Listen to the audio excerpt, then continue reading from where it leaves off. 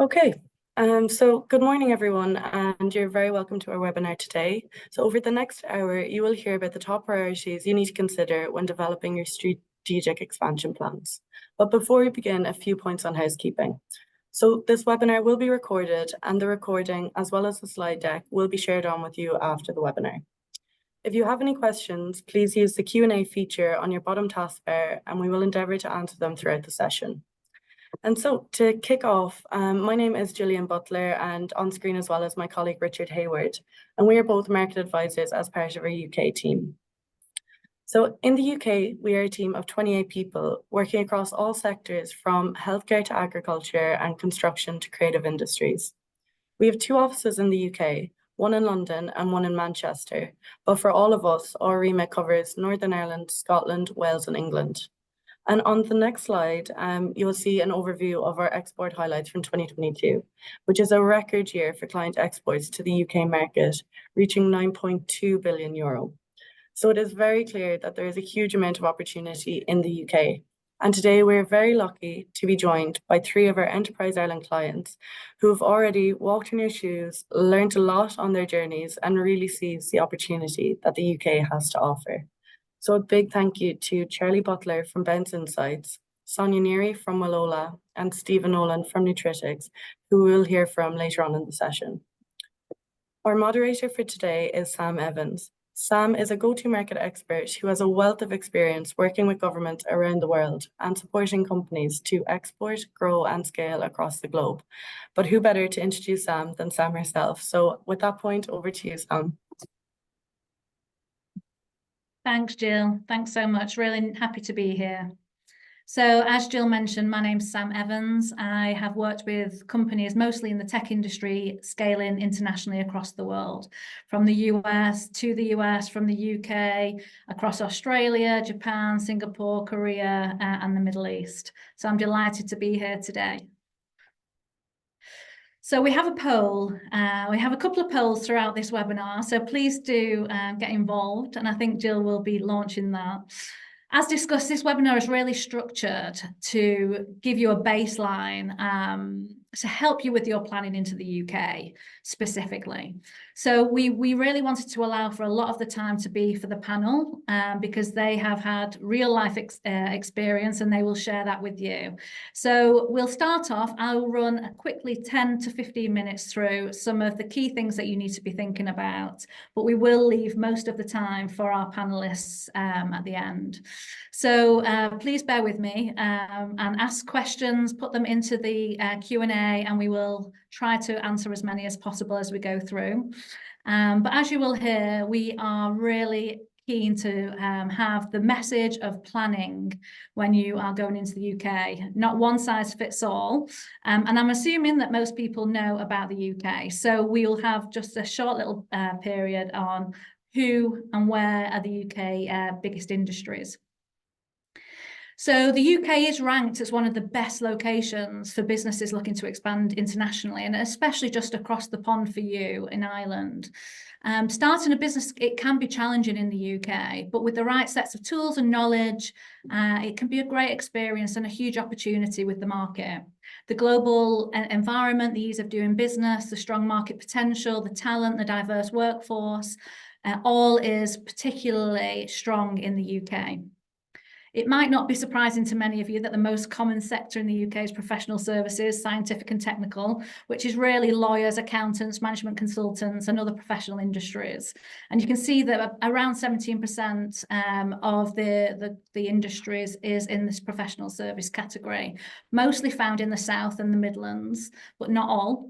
The sectors with strong potential, we're really looking at tech, telecoms, biotech, creative industries, aviation, renewable energy.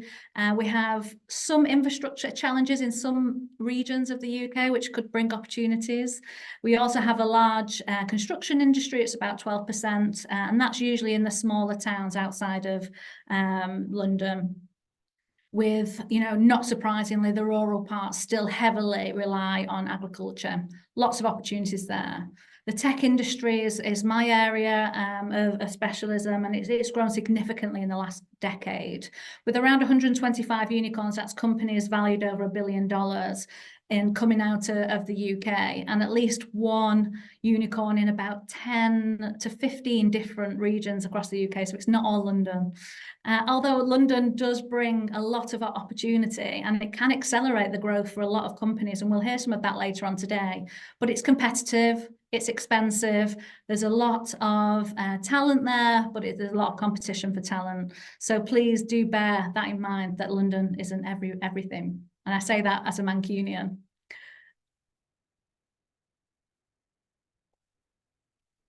I'll move on to the next slide. So we go in there to our go-to-market planning. I think there's another poll that's going to pop up shortly. There we go. So as you might hear from many of the businesses, international expansion, it's a gut feeling, it's a sense, an accident, so to speak. You know, we found some customers, it was an accident and we expanded, but realistically, and in most cases, that isn't the case. Planning is really crucial, and there's a lot of reasons for that. You'll save money, for example. You'll save a lot of time. Your reputation is going to be really important as you enter into a new market. But one of the questions we get over and over again is, where do I even start? How do I do that? So the next few slides, we're really just going to cover 4 basic things. And this is going to be in less than 10 minutes. So it's going to be a real spin through these areas, because your go-to-market strategy is a huge part of your business. And we're really aiming to help you think about how to start that. And we will be doing other webinars in the future, and the Enterprise Ireland team will be doing many more in depth. So we will look at all of these different areas in a lot more detail. But let's have a look at just some priority areas, some really simple categories of the foundation, the commitment, the operations, and the business development, some of the really key areas. So first off, the foundations. So as you can see, you know, you're all business leaders looking to grow your businesses overseas. So you're already at a level of success. So, you know, how do you do that? How do you look at the UK? And this first section is often overlooked and deprioritized by a lot of companies expanding into the UK from Ireland and other very similar economic, cultural, language countries. But it can be a mistake to do that. It's not the same as operating in Ireland. So, you know, really the prep work can help you get traction. Cutting corners at this stage can really be costly for the future, and it could really damage your reputation among clients, but also talent in the market. Now, I've come across that many times. So this sounds really obvious, but know your market. Spend some time and money on the market analysis. Who would you be targeting as clients? Who are your competitors in the UK? How big are they? How do they operate? How competitive they are? If they come from the US, are they highly funded? Are they local to the UK, but they have a huge market share? Is that going to put you off? And should you be looking at other markets? There's also things like the current political and economic landscape in the UK. For instance, the upcoming elections is likely to swing towards Labour. That's what the pundits are saying at the moment. And that'll be the first time in 13 years. This could really hinder some sectors, but actually it could be a huge opportunity for many, many businesses.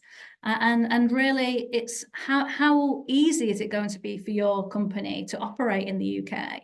Do you need licenses, certifications? Lots of these questions will come up, and the analysis and the prep really help with that. One of the key things, as you know, that we're trying to achieve today is to speak to your peers. You know, many people and successful entrepreneurs and business leaders from Ireland have been successful in the UK. So do reach out to other people who've done it, organisations like Enterprise Ireland. There's some other associations in the UK, like the Department for Economic and Trade, and they're really looking for people to help people land in different markets in the UK. All the regions have their own free services that can talk to you about their location and why it's the right fit for your business. So do look at the different areas. Let's skip to commitment. This is certainly something that I've dealt with in the past, where I've expanded companies myself, that I was leading their international into new markets, and getting that commitment from the board and from the CEO was a challenge. But laying the foundation with this real data and the data-driven decision-making will not only validate the UK market for you as a business leader, but it will also help you with the rest of your exec team and the board to buy in that this is the right move for you. And that commitment is really a flywheel, and it brings momentum for your UK growth. And it shouldn't just be at the senior level. All of the organisations should know that this is what you're planning to do. You know, have your London or UK office on your business cards, as well as Ireland or, you know, other markets that you might be in.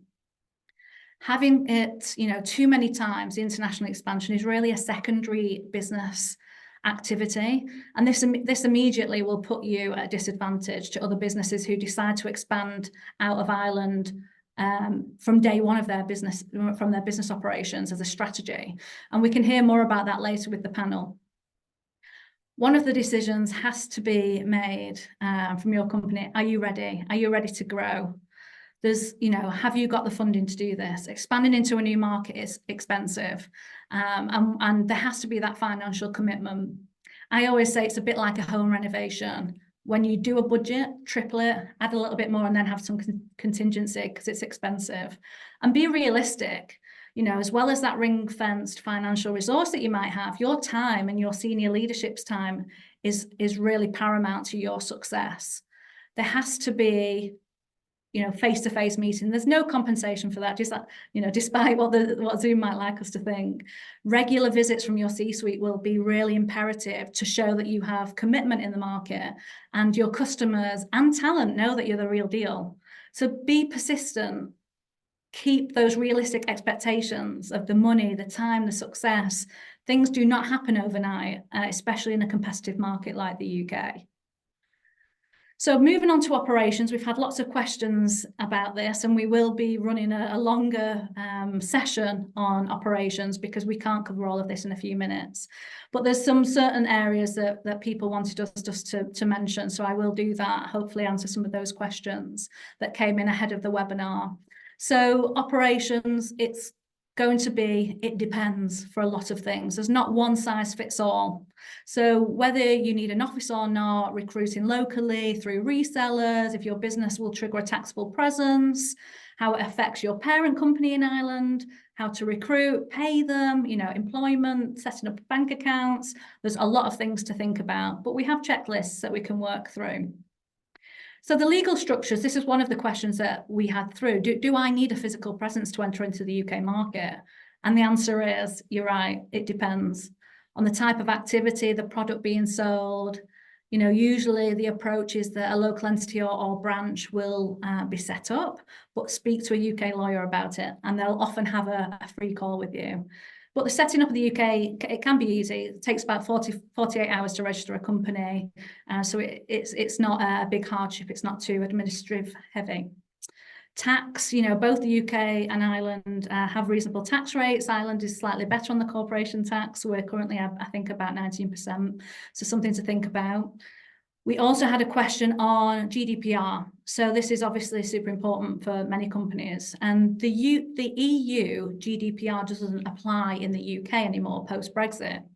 But there is a UK legislation that is very similar called the Data Protection Act of 2018. Thankfully, in June 2021, the EU deemed that as adequate.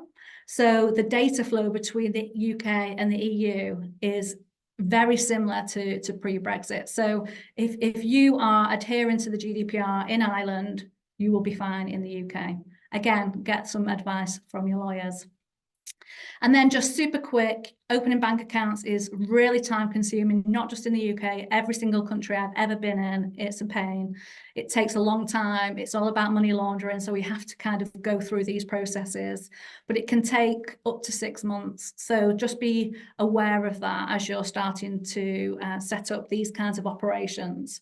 The same for UK employment law. It's not the same as Ireland. It's very similar, but there'll be some things that you just need to think about. And also, if an employee, for example, is a remote employee for you and they're based in the UK, but under an Irish contract, there could be some issues around that. So it's really just thinking about all these different things. And lastly, and we'll hear about this from one of our panelists, just don't assume where we're going to go to London because it's the only place we can be successful. It's not the case. There is a lot of opportunities across all of the UK right now, and things have really changed. It might be that London is the right place for you, but it might be it's Leeds or Manchester or Edinburgh, or Belfast would be a really good option for many of you. And then lastly, I'm just going to whiz through this really important part, which is the business development. So this is what's really driving us. It's the commercials, right? That's the reason that you're going into this market. So, it's usually the biggest driver for any company expanding into a new market is always about, let's get this bigger audience. But the topic of it is extremely important to any business, but it could be a huge webinar, a huge workshop. It could be a week's long prep for this. So we will just skip through. Direct exporting, is it direct sales? Are you doing it through a partnership, a joint venture? Joint ventures can be a really great way of accelerating some of those sales cycles. It can be complex depending on who you're doing it with, but it can be really advantageous for both parties. And it gives you that immediate access into new markets and access to experts in that market, especially if you're in a complex sector like healthcare or financial services or others. So we will talk a little bit more about the different ways of entering the market through your business development. The other option, of course, is M&A and acquiring a new company. Acqui-hires are always really popular, but that's quite costly. I think focus is super important. It can be complex and vast. There's loads of potential, but how do you spread yourselves thinly across all of those things? Is that the right thing to do for you to pick where the traction is, or should you really be really honed and focused on one area? And again, that depends on your business. And we will speak to the panel in much more detail about this. They've got some brilliant tactics that they can share. We've had some great calls with them ahead of this webinar, and they've all got very different ways of approaching this market. So it's really interesting for us to talk more about that. And, having a marketing strategy, going to events and conferences, how do you utilize the network from EI, from other Irish people, who've already come to the UK, and all the industry networks. There's lots and lots of different associations that you can get involved in. So utilizing that to really understand, to be a thought leader, to bring your brand awareness, the value, looking for talent, all of those things are really important for that holistic approach to your business development and marketing. Having a local UK .co.uk website could be super important. It shows your commitment to the market. It shows customers that you're here to stay. So having all of that understanding is really, really important. So let's flip on. I think I'm keeping to quite a good time here. So we are now going to flip onto the peer panel discussion.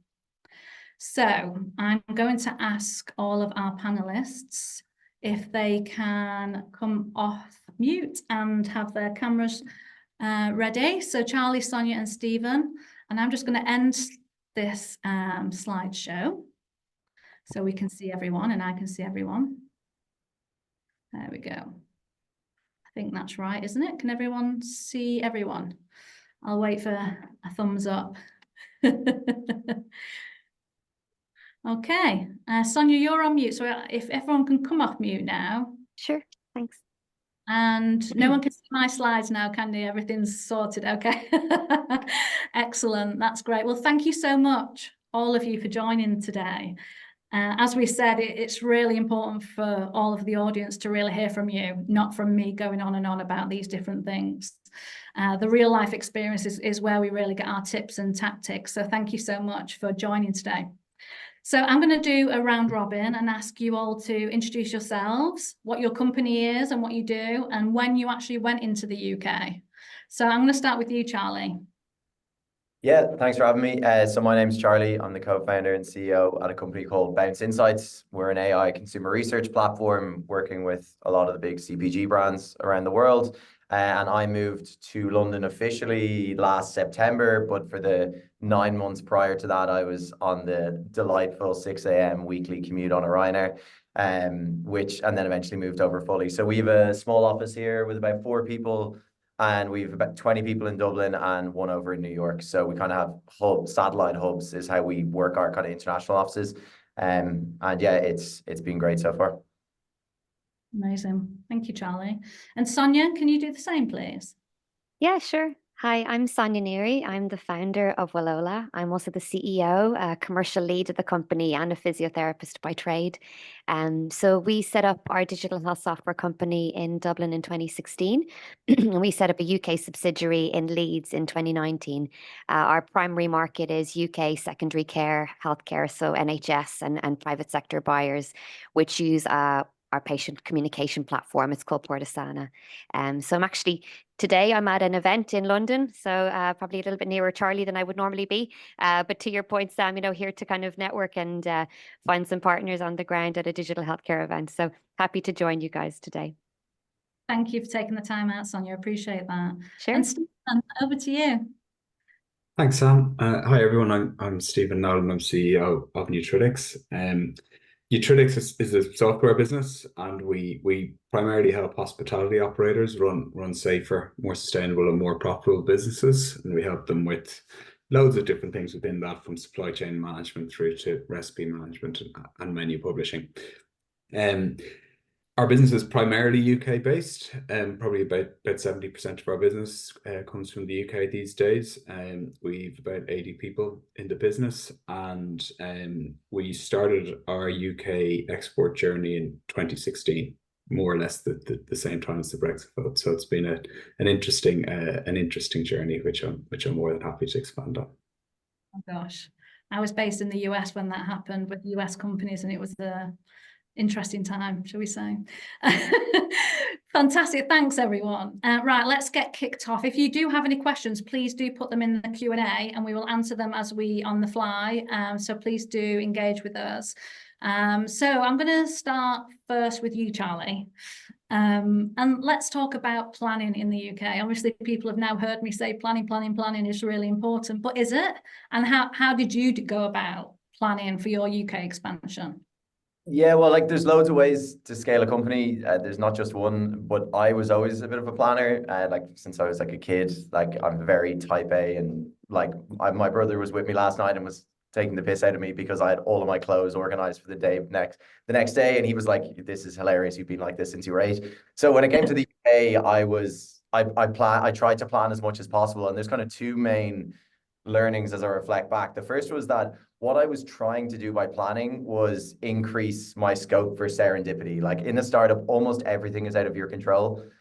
So what I was trying to do was what I'll think about is if I plan as much as possible, I'll be able to maximize the controllables in a largely uncontrollable environment. And what I mean by that is if I know every single person that I can meet in the UK from my network, every single EI grant available, every single support that I can use from EI or anyone else that I was connected to from investors or any VC that we knew, I was basically maximizing my chance of success. So when it came to planning, I kind of lined all of that up and made sure I had every box ticked that I could. And then the way that I did it was, because similar to Sonia, I'm very much founder-led sales. I lead all the commercials within the business. So it had to be my sole focus in the business. And I was very lucky to have amazing co-founders who could pick up other areas of the business that allowed me to fly back every month. But the main learning I have is that I didn't go over early enough.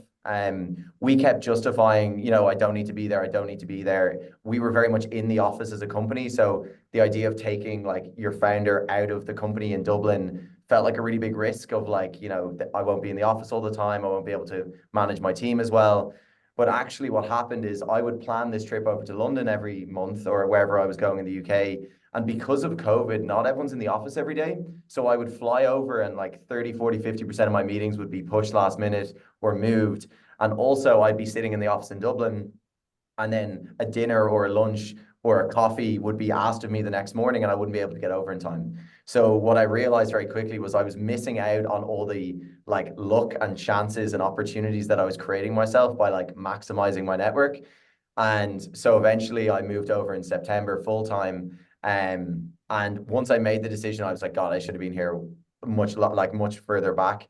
And when it comes to planning, it's very simple logistical stuff. It's like looking at every association and every person that has been to the UK and done it well, been to the UK and done it poorly, and being a sponge to all of that learning, but also not letting perfect be the enemy of good. Like I probably let my type A planning mentality side of things delay me from going over, because I was like, no, I can do everything, but you just can't. So that's how I went about it. I like very much created a list of every possible support, every person I could meet, and what good looked like. So how do you win your first clients? Where should we be? How can we increase our hiring pool? What grants are available? And like, to give you an idea of just how silly sometimes planning can be, in some cases, we're still not registered as a UK company, and 60% of our revenue is now out of the UK. Like we have 4 employees and we've just made it work. So like, I mean, that might cause anxiety to other founders on this call, but eventually you kind of, how I think about it is like, instead of trying to over plan, you create the problems by your success. And now we're kind of in a much better position. And now we're applying those learnings to the US. We've made a hire there before having a client. I'm now spending way more time than I probably did in London over there and trying to apply those learnings. But the same planning is going on. Yeah, I mean, that's super. Not all of us are good planners like that, Charlie, but I think it's, if you can't do it yourself, pay someone to do it. I think it is probably the method.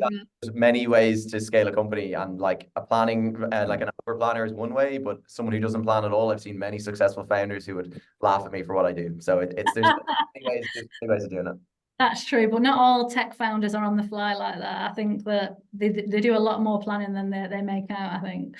But yeah, it is taking away some of that risk and something that you can control. And I think that's a really powerful message. And I'm going to come over to you, Sonia. Before you selected the UK, I believe that you went on a few different discovery trips around different markets in Europe. Can you explain a bit more about that process to us and why you even concluded the UK was the right one for you? Yeah, for sure. So quite early on, I suppose it's a typical story of I had a problem and I couldn't find a solution, and I sort of tried to build something that met my need. And we got funding from the local enterprise office. And through kind of some of the New Frontiers programs, really sort of interrogated, okay, well, is this a sizable, like really where we were originally selling was private home care physiotherapy was our niche market. It was very small, and participating in some of those programs and educating myself, sort of started trying to think bigger, okay, well, does this apply to all our other allied healthcare professionals? What are the key things that would make this maybe scalable across, entire populations of healthcare? And so little by little, our product, which initially was kind of a clinician facing for a home care physiotherapist product, is now a patient facing for potentially millions of citizens in the UK. So it's completely morphed over time in terms of the product. And I suppose how I got myself there was a lot of work. We kind of worked in the market research centre down in EI. Frank Birmingham became a good friend of mine down there. So did a lot of kind of desk research about understanding, okay, well, who are the competitors in the space? What are we up against before we sort of put a toe in the market? And we got funded by, I suppose, for anyone on the call who's in the healthcare industry, EIT Health have some amazing programs. And they also have programs in other verticals where we did a boot camp in Trinity. They paid us 10 grand to participate in the program, and they took us all around Europe. So like I went to a couple of hospitals in France, in Spain, in the UK. And in that opportunity, I also secured a pathfinder through Marie Claire from Enterprise Ireland office in London, a gentleman who really was expert in the NHS, to kind of say to us, okay, like, you think you've got a sense of what the market is, but he really knew. And it was a 2-day deep dive workshop to fully understand who are the buyers, who are the payers, who are the competitors, who are the potential partners, where's the sweet spot that you could go. So with very little expense, it was pretty much funded by EIT Health and EI. I was able to kind of go, okay, well, these are the couple of markets and these are the dynamics that I'm seeing, and they're very, very different in their own right. Which of them feels like the easiest route to take? And then I got more informed about the one that felt like the easiest route to take based on that data. It was just so interesting. Like last night, I was at an event here speaking to another UK-based company. Their only kind of customers are in England. And the chap that owns the company considers Scotland and Wales export markets. you know? Yeah. So like from Ireland, like you could kind of, the UK like is one big, bundle of everything. But actually, even within Scotland and Wales and England, there's very different buying persona for my product. So it's about just getting on the ground and getting into the weeds with as little expense as you can, I guess, to kind of validate the market fit and where to go within that market. I think that's super valuable. Different industries operate really differently, and for healthcare, it's complex, and you've obviously done an amazing job and super successful over here. But as you say, it's very fragmented, more than people may see from the outside. That we've got the NHS, but it's a huge client, I'm sure, and a huge prospect for many people on the call. But it's not easy to get into them, and then it can be fragmented depending on the product and what you're trying to do within the NHS. But you went through a partnership and a joint venture to build some and accelerate some of those client relationships. Can you touch on that a little bit, Sonia, while we're still with you? Yeah, for sure. So after I did that kind of workshop with this gentleman who's a pathfinder, an expert in the NHS arena, he sort of supported me to map out potential, kind of routes to market. So there's obviously kind of the direct route, there's procurement. To get to procurement in my world, you've got to position your company on a couple of buying frameworks. So you make applications and you kind of are then certified to be bought by NHS trusts. And in taking that approach, I suppose even just kind of applying for these frameworks, we started to realize the criteria that we needed to meet in kind of multiple swim lanes to sell our product in. So, regulatory, cybersecurity, health and safety on the product, clinical safety, and so on. There were certain standards. So we could sort of start tipping along at securing those, like ISO 27001, DCBO 129. These are the ones in my world, and in the interim, that pathfinding gentleman was very well networked, and he was able to find a couple of potential partners for us that would also be a route to market. So, again, instead of selling direct, these partners had massive footprints and a massive customer base already within the market. We integrated with their products and we utilize them as kind of co-sellers or resellers of our kits. So for example, they've got a fully, fledged sales team. They've got the customer base. They might have a good old chunk of market share already, and it's in their interest to sell ancillary products over and above what they've got. So for example, we work with the Access Group. They're the largest domicile tech firm in the UK. We've integrated with their kit and we sell to the NHS Trust that use their product. Amazing. That's really an important message, I think, and we could talk about that for a long time. I think that's a really common way of getting into the UK and into these bigger clients, but it's not always an easy route to take. Stephen, I haven't forgotten about you. I know that your entry into the UK was slightly different to that. Can you talk through your approach? Yeah, no problem. No, I suppose kind of when we set up the business, we always had ambitions to be a global business, and really wanted to think internationally.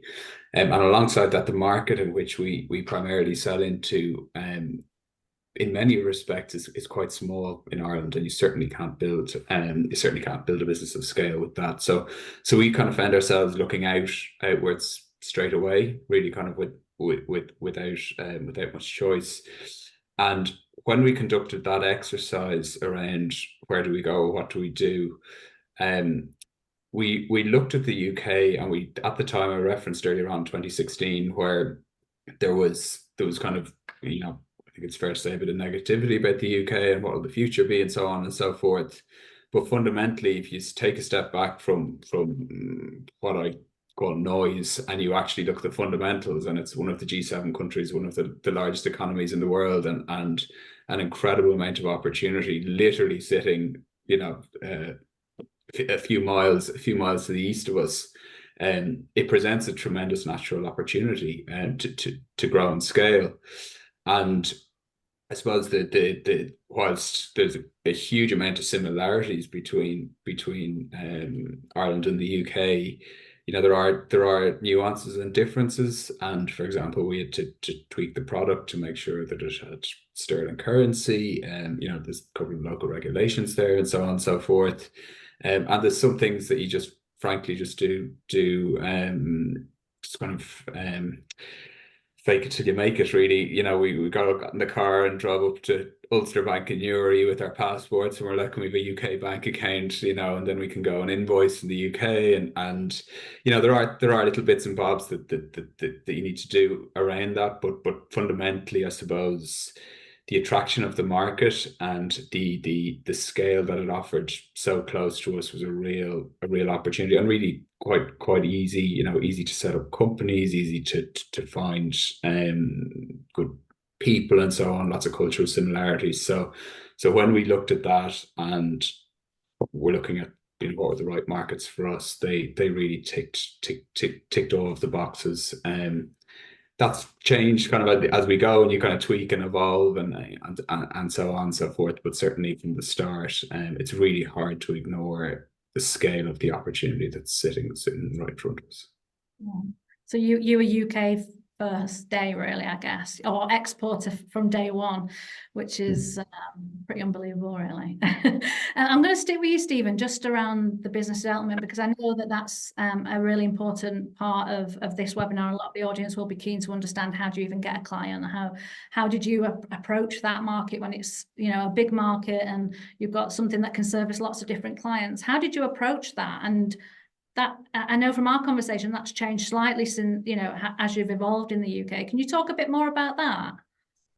Yeah, I suppose where the kind of history of Nutritics was that we, I suppose we're driven by food data, and there can be lots of different applications of that, be it to analyze diets, plan meals, you know, and obviously within hospitality to manage recipes and menus. But when we were growing up, I suppose, we were still finding our feet in terms of what the right markets were.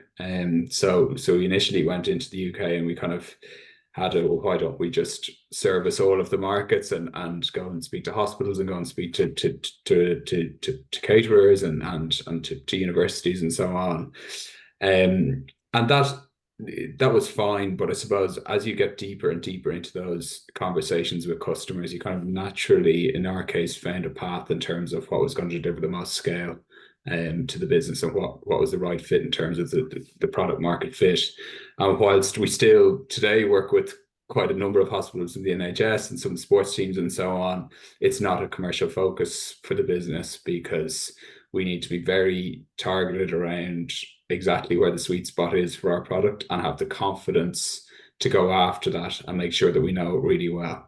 So for example, our sales team are now real experts in hospitality and understand what the different buyers within hospitality want and need, and it just allows us to really go after that. And as we've become more focused, I suppose it opens up more opportunity as well. You kind of think it's the other way around, that if you kind of sell into loads of markets, you would have more opportunity, but actually as the focus really narrowed, you know, you look at complementary businesses, and we've now acquired 2 businesses in the UK that kind of come on the back of that real kind of focus within hospitality, which in turn opens up more network and more expertise and more product that can be sold into the market and so on. So whilst I think there's so much that you can do on paper around kind of assessing the market and so on, actually getting over there, speaking to customers, listening to them, not hearing what you want to hear, or as opposed to listening to actually what they want to say, and actually refining that as you go, is really the approach that's worked very well for us. Yeah, that's really helpful. Thank you, Stephen. And Charlie, I'm just going to stick with business development and come over to you, because you've got some amazing brands in the UK that you've worked with. How did you first start about getting those key anchor customers or clients? Yeah, it's probably the area that I'd be most passionate about speaking about, because I've made every mistake known to man in this space. But when it comes to acquiring brands, what I've learned is a few things. One is, like Stephen just mentioned, listening is far easier than selling. I think one of the biggest mistakes a lot of startups do is they go in with an assumption that they know exactly the solution that the client has, when these clients are being bombarded with the new solutions every single day, and no one actually just genuinely wants to listen to them. So if you have an approach of listen, then sell, and then build the solution in that order, I felt like that comes with the most success. And that then leads to 2 things. One is that product market fit is not static, it's evolving. We take a customer discovery-led approach to every sale that we go with now, and every existing customer. If you're trying to grow an account, you don't just try sell them and focus on a 10% growth. You focus on what are the problems for us, what other types of research are you doing, what other suppliers. We use like a MEDDIC framework, which is like a sales methodology framework, which gives people, here's all the information you need to get, which forces them to listen, and then you create strategies off the back of that. But specifically in terms of how we landed our customers, we were targeting very large kind of CPG brands. So like Diageo, Coke, Tesco, Mondelez, and Unilever were some of our big early clients. How we did that was this kind of customer discovery first, which is basically you're trying to get a conversation with a person purely to understand how they do things. You're not trying to sell to them. And how you do that, and this is a really like hard skill to nail, is getting your ask right. And what I mean by that is everyone's really, really busy.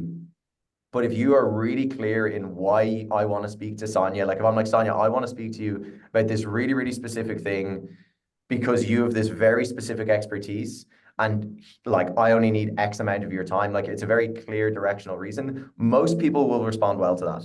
Now, not everyone will, because people are very busy. But what I started trying to be really clear at is be like really authentic, very high energy, focus on relationship, and focus on trying to learn from the person. And what that allowed me to do was I met with Hillary, who's marketing director for Diageo. I met with Cathal Deevy, who used to be marketing director at Tesco, because they were just giving me advice. They were like, we want to support startups in Ireland. And then we leveraged those big brands, which obviously everyone knew in the UK. So even though we were working with Diageo Ireland, Tesco Ireland, Coca-Cola Ireland, when I went to the UK, the use cases, the first introductions, the referenceability of the brands all made a lot of sense. And when you have Hillary contacting the marketing director of the UK, even though Ireland is a very small market, they're way more likely to respond to Hillary than they are a cold email. So we were working really hard to build the relationships and very much want our clients to want us to succeed. Like most of the clients now, when I'm posting on LinkedIn or I'm promoting stuff, we have people who met with us 5 years ago who gave us advice, who actually have a genuine like grow and like, you know, oh wow, like this is amazing. This thing I said to you, you're now applying. And you want to connect that journey all the way through. And it's the same way we're applying the US. So there's a few key things within that, which is like, obviously listening is the most important thing. Have a really clear customer discovery plan. Nail your ask and how you do outreach. Don't sell. Like people don't want to be sold to that. Be authentic. And then the final thing for me was like, don't neglect founder-led sales. I'm sure Sonia can speak to this, probably Stephen as well. I definitely tried to scale too quickly. I was like, no, like we know our sell now. I'm going to like train people and I'm going to step away. When actually the way you tell a story, the level of attention to detail you apply, even if you're going into a meeting with someone in your team, I feel like there is just a level of founder-led sales that you can scale. Like I don't build every proposal now and I don't get into the weeds of the research, but for most of our big clients, I'm a supporter or a contributor to most meetings and most deals still. And I think clients want to see that. Like we're only just over 20 people. So there are a few of the snippets around like what worked for me when it comes to business development. But it's a constant learning cycle. Like the US is going to be a completely different beast now. But for the UK, I think it definitely has to be sharper because they're not as receptive to new suppliers, to new conversations, very relationship based, very referral based. So you have to be really clever about how you get in front of people. Yeah, it's super smart to use your current clients to build on in new markets, whether it's the UK or anywhere else. You know, trying to get through your current client is the best reference, isn't it? If someone came to me internally and said, you've got to use these guys, they're amazing, of course you would just take that meeting. So that's a smart thing. There was a study done which was like our buyers are ready to buy about 3 to 5% of the time. So like if you're sending emails 365 days a year trying to get a meeting, so much of it is about awareness. Like they're only actually ready to try you for such a small percentage of the time that like 95% of your effort should just be about being interesting, sharing value, brand awareness, like having the relationship, checking in when you don't have an ask, that sort of stuff. It's very simple relationship-based stuff, but it is hard to get right when you've paranoia and an anxiety to grow. But you do have to be patient. Yeah, patience. And Charlie, just sticking with you for one more quick question around, you're based in London, and we'll jump to you, Sonia, shortly after, because I know that you're in Leeds. Stephen, I'm not sure where you are, so you need to tell me that. But How are you finding that the market in London, Charlie? Was it really competitive with talent and other things, or have you found it like it's been a really ripe place for you to grow? No, it's been really good for the same reason that there's a few reasons to it. For the hiring perspective, a lot of the more senior people we're trying to hire just aren't in London anymore. You know, they have families and they're outside. They're usually in a commute to London. So you just have to be a bit more flexible about when they come into the city for what reason. Like we have Chris, who's senior person, lives in Bath, like it's a 2-hour train. So he comes up one day a week and then he works his other days remotely unless there's a client meeting. So you just have to be flexibility around, you know, being picky with who you hire and then work with them to make the in-person work. And then for more junior mid-level people, I think there's so much talent here. A lot of people want to be in London. It still is very much the center. We felt from the world we operate in, which is like brand and then like big agencies, that's where everyone is. And then as a city, when most people are working remotely, the greatest chance of where they will go to for an event or a conference or a meeting is London. So like where there's limited time where people are in person, I feel like we've gotten a lot of bang for our buck by just being like, we're in Old Street. So like we're right, you know, near Liverpool Street, we're very central and we can attend things very easily. So I found it really, really positive, and it's easy for us to get around the rest of the UK when needed as well. So it's kind of a good hub for us, and it's worked well for both talent and business development. Yeah. And Sonia, your Leeds. Correct. Yeah. Yeah. So our head office is in Dublin, and it's again, this is my experience. We're business to business, and in healthcare, it's very much an ecosystem. So no sort of tech provider sort of lives alone. Like you've got to be close to like academia and healthcare providers and other tech providers. You know, so our initial kind of office in Dublin was the Guinness Enterprise Centre, which, you know, as you know, it's kind of quite close to James's Hospital, Trinity College. Within the GEC, there was a huge network of potential partners, potential investors, a lot of other companies that we could sort of learn from. And I was at an event where the Department of Business and Trade were speaking. So they are kind of the UK equivalent of the IDA, and they support Irish entities to enter the UK market. And I got my hands on a gentleman after that call from the DBT, and I sort of said, look, we're trying to find a GEC somewhere in the UK. Can you help us out with this? And they kind of, again, at no cost to Willola, they offered us a program where one of their team members did a bit of R&D and came back to me with the brochure to kind of say, okay, well, these are the couple of places where you could set up shop where we feel there's an alignment, you know, with healthcare and so on. And Leeds was one of those. And so interestingly, like, you know, one of our biggest customers, Leeds Teaching Hospitals Trust, is there. There's Leeds University that can offer us internships. You know, some of the interns that we bring in, we end up hiring. So we're based out of the Nexus Centre now in Leeds, which again has that kind of whole ecosystem of other health tech providers. And in fact, Leeds is one of the areas in the UK that's heavily invested in from a government perspective. And hiring tech talent in Leeds, it costs us about 2/3 of what it costs us in Dublin. So it's been really successful for us in that regard, you know. So yes, it's the people on the call, I guess, just to kind of tap into your network and see, you know, if you've got a model that's working for you, where can you find another way to implement that? But I very much echo Charlie's sentiment. Like there's nothing like, you know, meeting people and shaking hands and getting out to those events, and even going to the kind of industry events and learning, you know, where are those players that are in your ecosystem based, and can you find a way to sort of align yourself with them there? No, completely agree with that. And Stephen, have you got anything to add around location base or how to select the right place to be? Yeah, we probably have a little bit of a humorous story around that. So we, I suppose, kind of particularly kind of coming out of COVID, we're probably under quite a bit of pressure to have a local UK base, and yeah, there is work and costs associated with that for it. So for probably about 18 months, when we were asked, we were like, oh yes, and we've this fantastic office on Shaftesbury Avenue. And then I'd ring the Enterprise Ireland team and I'd be like, look, is there any chance we get a meeting room for an hour? You know, just have to make this work and so on. So we got to the point, I think, where we was, you know, I think we were probably the most popular user of the meeting rooms in Enterprise Ireland. And I suppose if that goes back to the point around faking it until you make it, you know, any client who gets an email saying, well, would you like to meet in Shaftesbury Avenue? You're going to be like, oh, absolutely, of course I would. So, you know, and it just got to the point that that we just couldn't monopolize all the meeting rooms, and we now have an office over very close to Charlie on just literally right at Liverpool Street. So there's a time for all of those things, and there's a time for setting up base and so on and so forth. But there are ways that you can kind of do it, and I suppose the flip side of it is that you don't want to be seen to any buyer or partner and so on as someone who's kind of just coming in on a plane and kind of here on a whim, and you just need to give that a bit of consideration.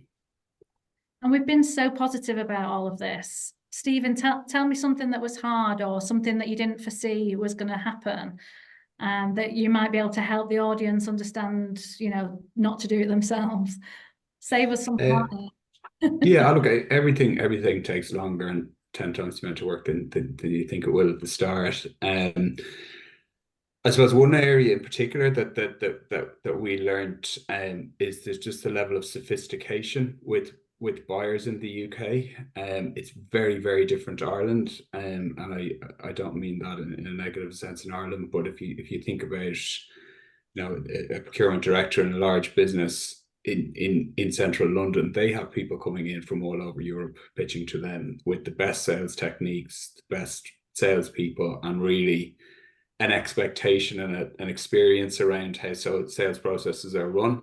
So if you kind of arrive in with your computer and your tie kind of halfway around your neck and so on, you probably lost the sale before you even get into the room. So a familiarity with sales structures and their expectations and pricing feeds into that. You have to be confident in your product and confident in your price, because if you go in too cheap, you're nearly discounted from a credibility point of view. So that took us a bit of time to work through, and a bit of refinement and so on. But it really requires focus.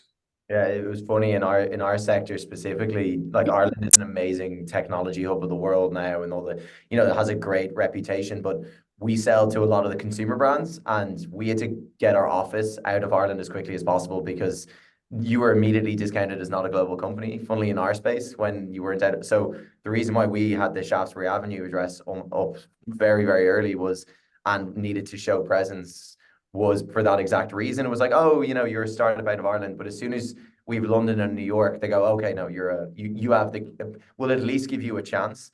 It's so funny how much smoke and mirrors there are, like how much, you do need to fake it till you make it in a lot of senses. And again, you're just trying to like control as much as you can when so much is against you. You know what I mean? That is just the natural way of a startup. So it's being really clever about that sort of stuff, and knowing that even like Stephen's in a much bigger company than myself, Sonia, like these incredible companies, even people in our position are still, you're really just giving it your best shot, even in the UK, and learning all the time. So it's important that you keep doing that and learn from the people who've gone ahead of you. I met with most of the founders who had moved to the UK before I even tried moving, and tried to learn as much as I could. So that's the way to do it. Good tip. Thanks, Charlie. And I'm just conscious of time. So Sonia, I'm going to come to you and ask either a hurdle that you can share with us, or a top tip for us to start to close this panel session down. Sure, yeah. I suppose it lines a little bit with what Stephen and Charlie were saying. Try to, I suppose, identify as early as you can who the key, budget holder is, and what the budget they have is, and when they intend to spend it. Because a lot of the time in my world, there's a lot of interested parties. There's a clinical champion, there's a CFO, there's a CIO, and it took us a little while to figure out, okay, well, which one actually makes the decision, and then to carve your pitch to meet their particular pains and gains. Because I'm a physio by trade, and I suppose initially I was going in saying, these are the clinical benefits, these are the outcomes, patients are going to, this, that, and the other. But the CIO is kind of thinking about, okay, well, how do I increase operational efficiency? I'm concerned about cybersecurity attacks. Like his needs or her needs, but generally it is a he in my world, were very different to the way that I was pitching it. So, and again, learning to pitch is important. The kind of pitch that you have it for an investor versus the pitch you have for a prospect are totally different. And I participated with, again, was through EIT Health, a group called Swala Ventures. They're neuropsychologists, and they teach you to sort of play on emotion. And, like, again, initially I was going in saying, these are the features and functions, and it does this and it does that. But actually, what can I say to you that'll make you, emotionally want my product, and then subsequently back it up with logic, which is how we buy, So there's a lot of power in very kind of laser focused thinking in who's buying this and what message do I need to share with them so they get that we're aligned, and my kit will be the best kit to buy. Amazing. That's a brilliant tip. And, there's not many amazing founder-led salespeople. So I think we've picked an amazing panel today. Is there anything that anyone wants to say before we wrap up this panel? Anything that you'd like to share that I've not asked you that you think is important? We covered everything.